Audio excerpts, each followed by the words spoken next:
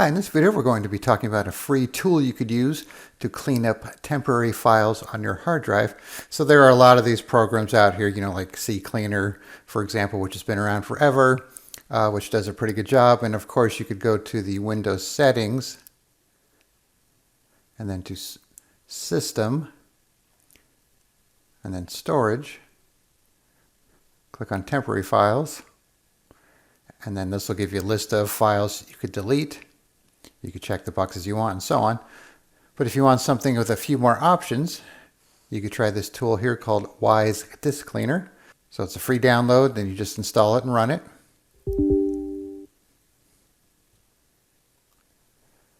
Okay, then you just have it run a scan. Then you'll see here you could actually turn on the auto clean and schedule it if you want.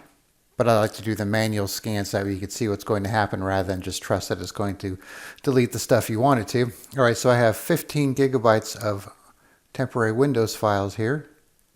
And then of course you could go through and check the ones you want to delete or not delete.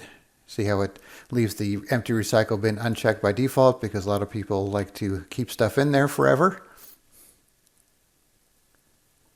So that's Windows System, Metro Cache, nothing there. Web browser cache from Edge and Chrome. You can see the files there. Tells you how much space to. Other applications, OneDrive and Google Drive. And these are not being used, so there's nothing there. Then you have the section here, Traces in Computer. 88 traces found. So if you want to clear out your recent documents, Windows search history, and so on. Web browser traces, if you want to clear out your history there. And then we have Windows components for Windows Media Player, WordPad, and so on. And then we have cookies, but that's Internet Explorer cookies, so there's not going to be anything there. Then we have some other options here for Advanced Cleaner. If you want to scan your particular disk here, it tells you the files it found, then you could have those cleaned up. System Slimming. So this gives you some options to delete some more stuff here. Windows downloaded installation files, baseline cache. We don't have these language files here, so we don't have to worry about that. Help files, wallpaper files. Then it has a disk defrag, which a lot of people don't use because Windows manages that on its own. And then there's an AI utilities, but to use that, you need to sign up for an account. So you might want to skip that unless you really want to check it out. All right, so we're going to run this first and then see what it does to these other sections here to see if it cleans those out as well. All right, so click on Clean.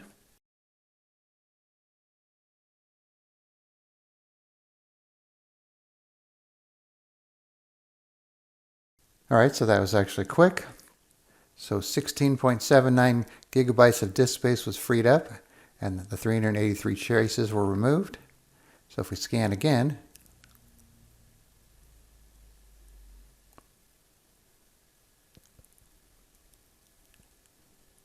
so it looks like there's some leftover stuff here that it didn't get. So you could probably run it again. All right, so now let's go to Advanced Cleaner and scan again here.